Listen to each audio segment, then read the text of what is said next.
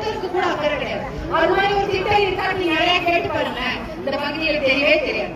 இதெல்லாம் நடந்து போய் காட்டுல போய் ஆராய்ச்சி பண்ணி இந்த மாதிரி திட்டங்கள் இருக்கு, அந்த பகுதி விவசாயிங்க கிட்ட பேசி அவங்க சொல்லுவாங்களாம், இந்த பகுதியில ஒரு டேம் இருக்கு, இந்த பகுதியில ஒரு தண்ணி ஓடுது, இதெல்லாம் தடுப்பணை கட்டினா இந்த பகுதி ஒரு 10 ஊருக்கு விவசாயம் செழிக்கும், ஒரு 22 ஏரி தண்ணியில ரொம்ப ஒரு 10,000 குடும்பம் செழிக்கும்னு சொல்லுவாங்க.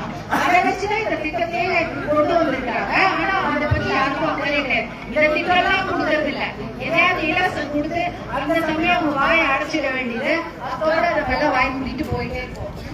இந்த மாதிரி எல்லாம் ஒரு அரசாங்கம் இருக்கவே கூடாது. குடிமக்களுக்கு அடிப்படை தேவை தண்ணீரை கொடுத்திருக்க வேண்டும். இப்ப நீங்க போராடாமலே சில விஷயங்கள் உங்களுக்கு கிடைக்குது. ஈச்சவாடி அந்த திட்டம்